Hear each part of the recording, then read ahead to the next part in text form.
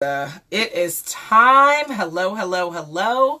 My name is Natasha Nurse. You all know that because you're in the book club. But for anyone who is new and just jumping in, welcome. I am the owner and co-founder of Dressing Room 8, a coaching and consulting business started by me and I'm really excited to have had this book club because it has allowed me to have that accountability to read at least one book a month because I have to get on here and talk about a book. So I've got to read it. And this month we are reading Unshakeable by Tony Robbins. So this was the book for this month. And if you haven't read it, that's okay, because this book club is all about talking about the books that I have read and hopefully you have read. And if you haven't read it, it's a discussion. It's a 30-minute conversation for why you should definitely tune in and, you should read the book. So first and foremost, what is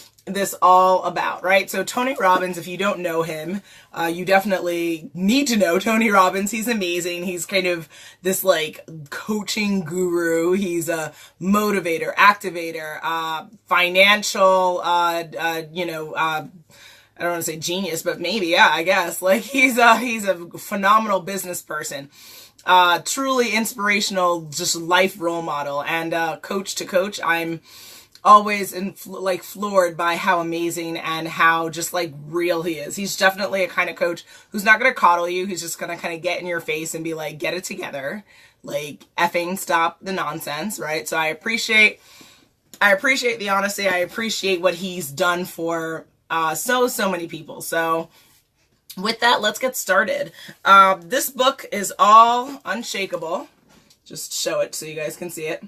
Unshakeable is all about learning the financial stock market. It's about understanding what are brokers you should be working with, what are brokers you shouldn't be working with, why fear doesn't really work in this space here of wanting to invest, and sorry, just working on the lips, and and also, what are things to avoid when thinking about your financial planning? What are things to avoid when it comes to mindset challenges that people face when dealing with their finances? And also, before I continue, if you have comments or questions, please feel free to add them in. I'm always happy to stop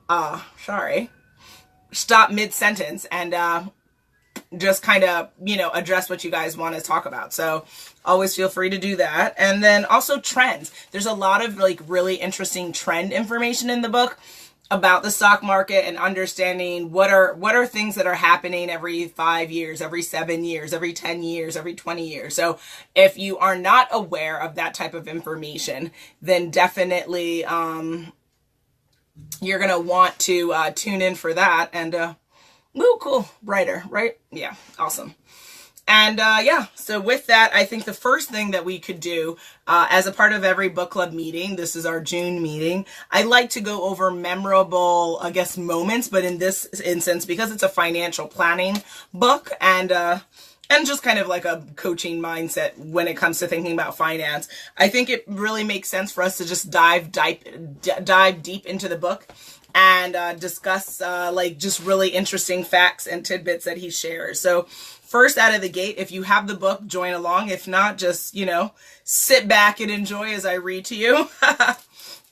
So the first thing that I think that I found very, very interesting was his conversation of compounding. So I don't know if everyone is familiar with that, but I'll give you an example that he says. So if you have the book, it's at page 22 and it goes from 22 to 23, the bottom of page 22. Okay. Let's illustrate the tremendous impact of compounding with just one simple but mind-blowing example. Two friends, Joe and Bob, decide to invest $300 a month. Joe gets started at age 19, keeps going for 8 years, and then stops adding to the pot at the age of 27. In all, he saved $28,800. Joe's money then compounds at a rate of 10% a year, which is roughly the historic return of the U.S. stock market over the last century. By the time he retires at 65, how much does he have? The answer is $1,863,287. In other words, the modest investment of $28,800 has grown to nearly $2 million. Pretty stunning, huh?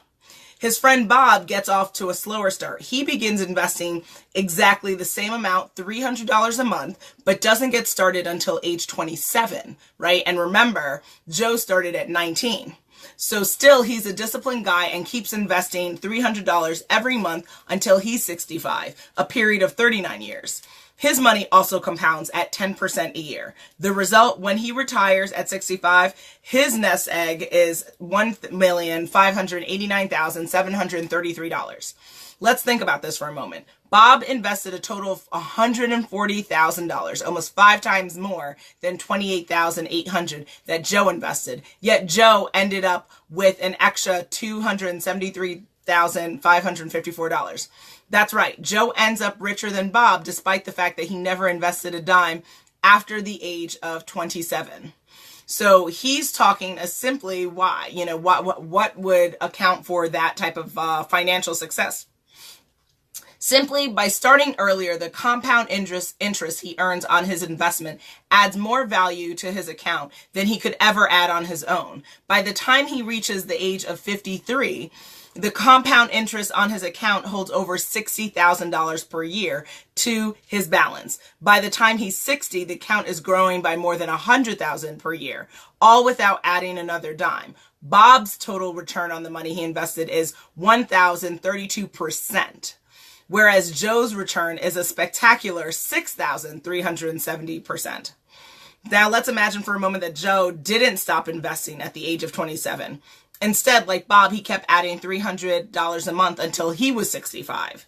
The result, he ends up with a nest egg of $3,453,020. In other words, he has 1.86 million more than Bob because he had started investing 8 years earlier.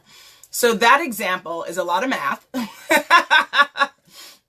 And if you're not comfortable with math, that's okay. I think really when you read things like this, you take your time and you kind of go over it multiple times, right?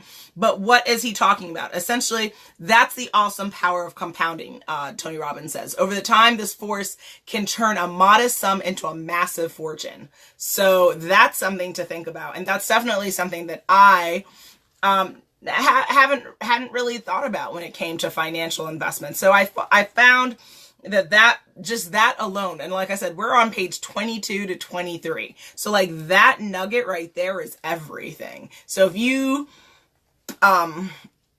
did not know about compounding, if this concept was new to you, then that in and itself is really darn cool.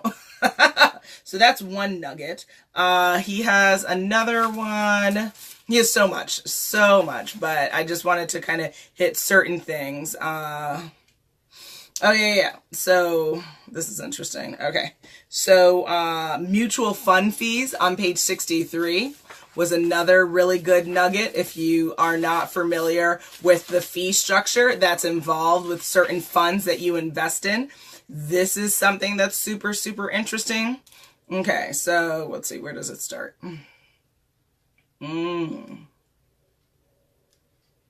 Okay. So I think here he's talking about, okay, so actually page 62 to 63. Remember, 71% of people enrolled in 401ks think that there are no fees, and 92% admit that they have no clue what they are. But the truth is, the vast majority of plans are characterized by huge broker commissions and expensive, actively managed funds, layer after layer of additional and often hidden charges. And so this is interesting. He says, Robert Hilton Smith, a senior policy analyst at a think tank called Demos, took the trouble to study and decipher the prospectuses of 20 funds in his 401k plan. He hacked his way through the forest of bewildering legalese and confusing acronyms, and then wrote a report entitled The Retirement Savings Drain, The Hidden and Excessive Costs of 401ks. What did he find? Customers like him and you and me were hit with 17 different fees and additional costs. So I think the key there is when looking at your 401k plan, and maybe you do or don't have the option to kind of have flexibility in where you invest, but if you do, be mindful of fees, because as I started on the page, he said 71% of people think that their 401k plans don't have fees attached to them and that are kind of draining the account, which they do. And 92% admit that they don't have a clue why they're losing money. That's a huge amount of people that have investments out there. They're trying to do the right thing for their future and their financial well-planning or well-being, and they're kind of getting screwed. So that's another nugget to think about. Let's see, page 78. I wanted to talk about that. Yeah. So he talks a little bit about what are the different types of financial advisors that you should be aware of, the different terminology. This is really important. He says, in reality, all financial advisors fall into one of three categories.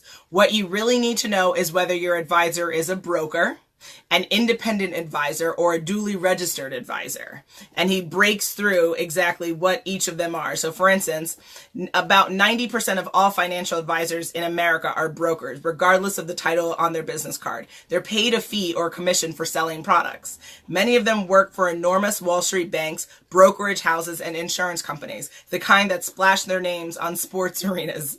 How do you know if the product a broker recommends is the best one for you? Let me clear it up. Brokers don't have to recommend the best product for you. What? Yes, you heard me right. All they're obliged to do is follow what's known as the suitability standard.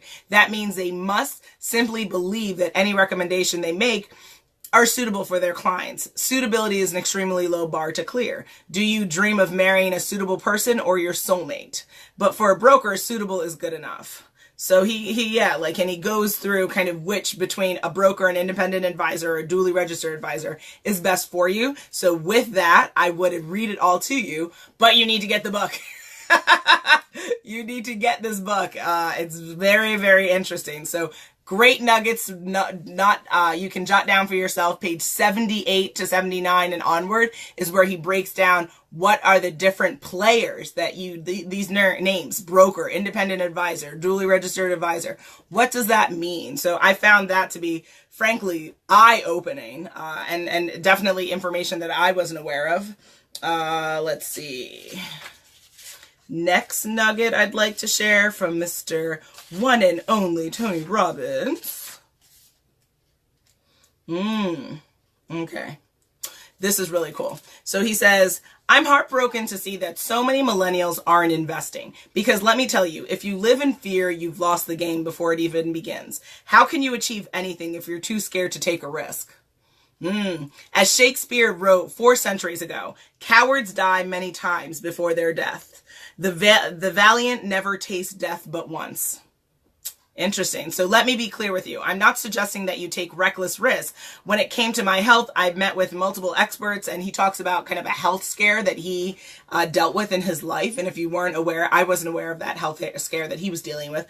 Again, get the book, Unshakeable, Tony Robbins. Explored all the options and let the facts guide me, not somebody else's emotions or professional biases. I then made an informed decision for myself, then put the probabilities on my side. This process allowed me to move from uncertainty to unshakable certainty. It's the same with investing. You can never know what the stock market will do, but that uncertainty isn't an excuse for inaction. And you know what? I appreciated that he said that, because I definitely remember growing up being kind of fascinated with like penny stocks, right? But, speaking to various people in my family, and they're like, oh, the stock market, you're crazy if you want to invest in that. You're going to lose all your money. You don't know anything about it, and that's not the right attitude to take, and I personally shouldn't have allowed that negativity to stand in my way of like wanting to dive more in and learn more about the industry, because to be honest, based on what I learned from Tony Robbins and Unshakeable, there's a lot of money to be had from the stock market. There is a lot of money to be had. And, Warren Buffett isn't one of the richest people in the world just by happenstance, right? The stock market was very good to him. And I think it's been very good to many, many people. Now, have there been crises in the market, in the history? Yeah, but there's been crises in every industry. So I like the statement of saying that, you can never know what what the stock market will do, but that uncertainty isn't an excuse for inaction. Just because something is scary is not an excuse to say that I can't jump in, that I can't go forward, right? That type of advice is something that you can take forward in all aspects of your life, right? You could say, marriage is really scary, but I'm not going to do it because, I don't know what's going to happen. Bull, right? I call bull. Like, that's ridiculous, right? So we have to think with as much logic and deduction that we can make, but we can't say that because something's very uncomfortable that that's an excuse to not move forward. So thank you, Tony. I totally agree with that. What's another nugget to get to? I know we're getting through time, guys. Oh, page 142 was another thing I wanted to talk about. So much, this book, and to be honest, I would say the read isn't that long. Like, once you get into it, I think I read this over in a weekend, to be honest, but if you're a little bit slower, then that's fine. You can take the full month to read the book in the book club. I like to read, to be honest, my goal is, yes, to read at least one book a month, but my real goal is to read, gosh, I mean, in an ideal world, I would be reading like 2 to 3 books a week. There's so much content out there, and it's just so revitalizing and inspirational and information.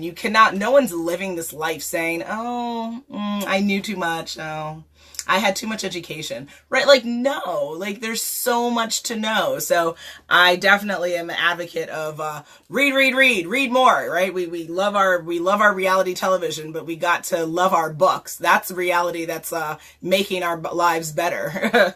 So, and then granted, there are exceptions to every rule. There are some really great educational, inspirational, activational type of reality content out there. Shout out to the Red Table with Jada Pinkett and her mom and daughter, Jada, is it? Her daughter Willow. Love the Red Table, right? Like, that type of programming, love it. It's on Facebook. It's dope. Like, those women are just dope, right? But more so, I'm talking about, the obsession people have for wanting to watch, I don't want to throw shade, but you know the type of programming I'm referring to. I'm just going to leave it at that, guys. So, okay, yeah, this is interesting. So, okay, so he says, and he divides the book into like the rules and then kind of going through the mindset and stuff like that. But he says, I'll give you, the single biggest threat to your financial well-being is your own brain. That's interesting. Let's think about that. So I'm going to read that again, okay? The single biggest threat to your financial well-being is your own brain. I'm not trying to insult you here. It's just that the human brain is perfectly designed to make dumb decisions when it comes to investing. You can do everything right. Invest in low-cost index funds. If you don't know what that means, Unshakeable, Tony Robbins, get the book. He talks about what that is. Minimize fees and taxes and diversify intelligently. But if you fail to master your own psychology, you may ultimately become the victim of a costly form of financial self-sabotage. In fact, this is part of a much broader pattern in every area of life, whether it's dating, marriage, parenting, the workplace, our health, our fitness, our finances, or anything else. We have a tendency to be our own worst enemy. The problem is that our brains are wired to avoid pain and seek pleasure. Instinctively, we yearn for whatever feels likely to be immediately rewarding. Needless to say, this isn't always the best recipe for smart decision making. In fact, our brains are particularly prone to bad decisions when we're dealing with money. As he'll go into it, there's an array of mental bias or blind spots that make it surprisingly difficult to invest rationally. So, ultimately, what is he saying here? He's saying that and I've talked about this as well, our brains are hardwired for negativity. We're hardwired to avoid risk. Human beings aren't naturally just risky creatures, right? There's a lot at stake, whether it's our lives, whether it's our hearts, whether it's our confidence or self-esteem, right? We're always kind of walking into spaces whether it's in our mind or in reality, and we're trying to avoid hurt. We're trying to avoid pain. Finance is no different from that, right? So when you see, the Dow is down, or, people just lost their entire 401k. Most people aren't like, dope, I'm going to jump in there. Most people, unfortunately, look at crises in the financial market and industry, and they're like, oh, I'm never doing that. Thanks, right? And so this is something that he talks about as to actually understanding when we are having a down in the market, right? Where we have these markets go really, really down and people's value drops from, say you have a stock price that drops from like $50 to like pennies on the dollar, right? The natural instinct is for people to jump and sell and say, oh gosh, I have to try to, recoup as much as I can, when really Tony kind of gives you a plan as to how to deal with that. Sorry for all the facial movement. It's like hot in here. Working on that. The lights make it really, really hot. But I digress. So there's that. What else? I think with that, oh, let me go into one more nugget before we kind of sum up everything. But I hope that as I'm reading, you're kind of listening and you're, like I said, sit back if you don't have the book and enjoy my reading and discussion of Unshakeable by Tony Robbins, because I found it riveting. I found it, at first, it was a little hard for me to get into it just because I have a natural bias growing up. I wasn't necessarily coming from a background of people who were like, let's be financially, fiscally, all about everything, right? Like that people weren't really into the stock market. The people in my family or my tribe weren't really into understanding, let's look and see what the new mutual funds are, and all of like that definitely wasn't language that was a part of my early narrative. But as an adult, I control what I invest in. I control what I'm a part of. I control what type of interest I have in things. And finance is a part of professional and personal success. And what am I all about? Dressing Room Aid is all about personal and professional transformation. And if you don't think financial planning and well-being is a part of that package, then I'm here to tell you that it is. And you want to get with it, boom, boom. You want to get with it. So with this, I think I'll just share this last nugget before I sum up everything. Tony Robbins has a tool that he calls this 90-second rule. Whenever I start to suffer, I give myself 90 seconds to stop it so that I can return to living in a beautiful state. Sounds good, right? But how do you actually do it? Let's say I'm having an intense conversation with an employee at one of my companies, and I love that. One of his companies, right? Dope. Let's pay attention to language and discover that he or she has made a mistake that could cause an array of problems. Naturally, my brain leaps into danger detection mode, launches that ancient survival software, and starts bombarding me with thoughts about all the ways I and our whole team might suffer as a result. In the past, I could have easily been swept up in a whirlwind of worry, frustration, or anger, a maelstrom of mental suffering. But here's what I do now. As soon as I feel the tension rising in my body, I catch myself. And the way that I catch myself is really simple. I gently breathe and slow things down. I step out of the situation and start to distance myself from all those stressful thoughts that my brain is generating. It's natural for these thoughts to arise, but they're just thoughts. When you slow down, you realize that you don't have to believe these thoughts or identify with them. You can step back and say to yourself, wow, look at that crazy thought go by. There goes that crazy mind again. Why is this helpful? Because the problem isn't the existence of our negative, destructive, and limiting thoughts. Everyone has those. What hurts us is the habit of believing those thoughts. For example, have you ever found yourself getting so mad at someone that you started to think, man, I really want to throttle this guy. I could kill him. Woo! Go ahead, Tony. I'm guessing that you didn't actually do it. Why? Because you didn't believe the thought. At least I hope you didn't. Once I've detached myself from these unwanted thoughts, I start to focus my mind on finding something to appreciate. The survival brain is always searching for what's wrong, but there's always something to appreciate. As I always say, what's wrong is always available, but so is what's right. So with that, I hope it's super clear to you that this book, Unshakeable by Tony Robbins, is filled with nuggets left and right. You open this book and you're like, go ahead, Tony. Like, you just did this. And it is written with Peter Malik. So, both you'll get... You'll also get some really interesting information from some of the experts in the financial industry, in the stock market space, who are telling you the information you need to know. If this is not something that's, again, a part of your narrative, whether as a child or as an adult, it doesn't mean it doesn't have to be now. If you are looking for expanding and diversifying how you invest your money, if you even want to start investing, if that's not something you currently do, read the book. So it's going to be available. It's currently available on dressingroom8.com. Go on the homepage. You'll see the book. You'll see also the book club information there, but get the book. Also, it's going to be available on it's also available on another page, because the day after the book club, I always update what the current reading book, and you'll see, I'm going to surprise you guys. You have to go to the website tomorrow to see what the next book will be. And, but it'll always be on the Dressing Room 8, my recommendations page. So I'll share both links, at the end of this so that you can see. And we have 5 minutes. I have 5 minutes to wrap up because I know everybody's busy. And what did I say when I began this conversation? I said, I'm going to go swimming, y'all.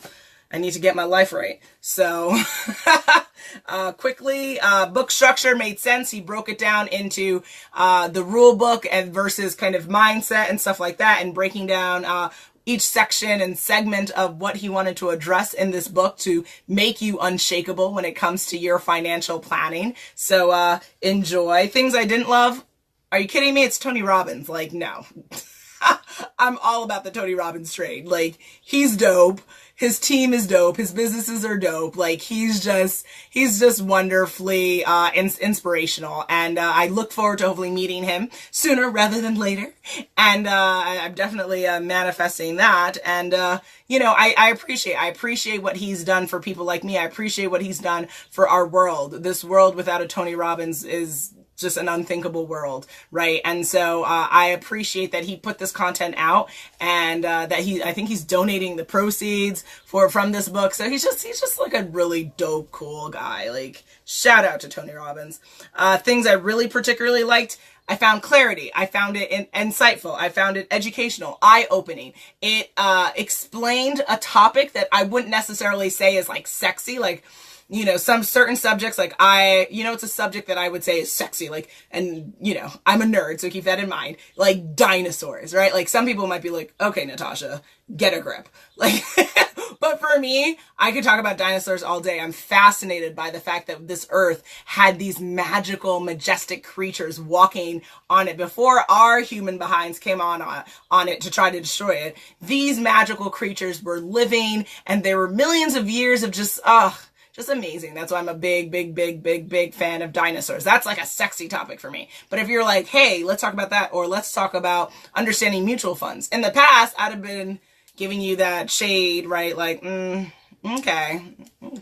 But now, after reading Unshakeable, no, I want to read more. I want to learn more about the space, because it's only going to make me a better investor. It's only going to make me more educated about understanding how to make my money go long, right? I started the conversation by talking about compounding interest. If that's something foreign to you, get the book, read about it, get into this, because this is not a joke. This is not like theoretical money that can be made. Like, we're talking real money, real financial wellness planning that you need to consider in your life. So yay. Lessons learned from the book. Ultimately, fear is an emotion that never serves you well in any part of your life. It's not a safe haven for you, and it's definitely not a great motivator for working in a financial plan that works for you. So cut the bull, stop the fear, learn, get educated, speak with people who objectively are able to help you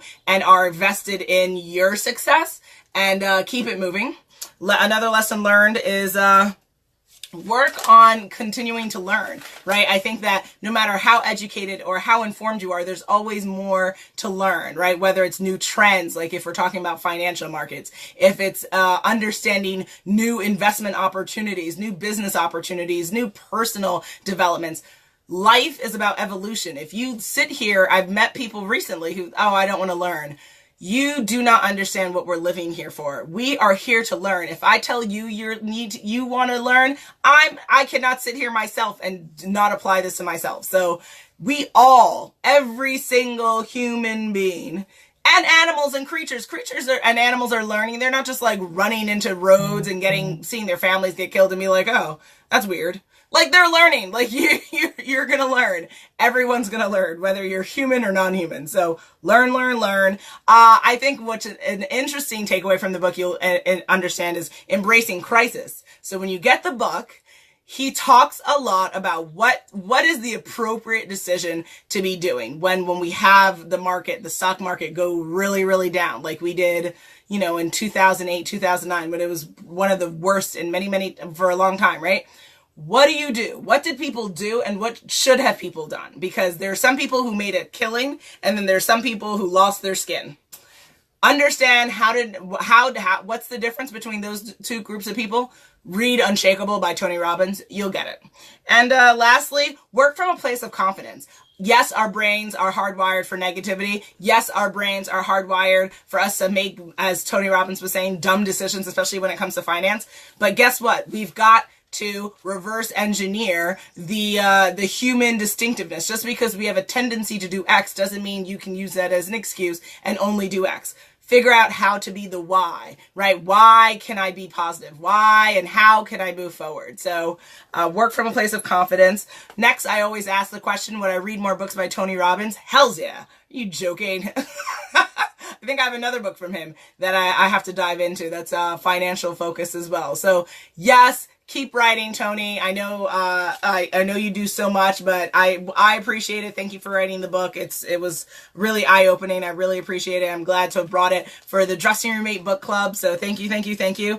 Additional questions I would have had for Tony, it just probably would have been, when can we have lunch? But secondly, just really understanding what were maybe some of the biggest lessons he learned with his own investment, in the sense of like outside of like managed fees and learning that whole kind of scandal with that, but also when it comes to mutual funds and such, but also what were some of the things that he lost money on and why, and what were maybe some of his most meaningful lessons. And just, I would have wanted to learn a little bit more about his financial planning, journey, and what worked, what didn't work, stuff like that. I don't know if that would have been appropriate to put in the book, but that's definitely a question that I always like to get the personal story, right? The journalist in me.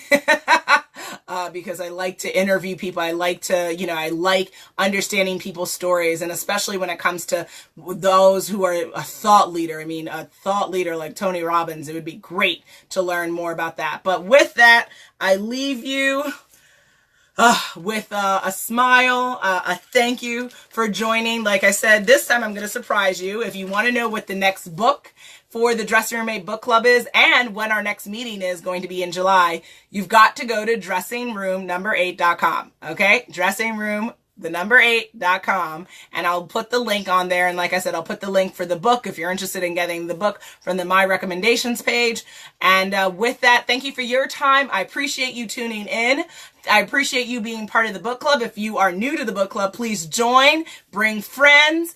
One book a month is not too much to ask for, and it's a life changer, guys. I'm so much happier now that we have the Dressing Room Mate Book Club. It's a guarantee that no matter what, I'm reading 12 books a year, but really minimum. I think I'm probably at around 20 something now. So just because it's motivating me. If I can do one, I can do two. If I can do two, I can do three, and you can do the same. So let's read together, let's learn together, let's evolve together. And till next time. And if you didn't catch any of my other previous content, go to dressingroom8.com. You'll see all upcoming live streams I have and book club information. So with that, thank you. It's been real. Be good, guys. Bye.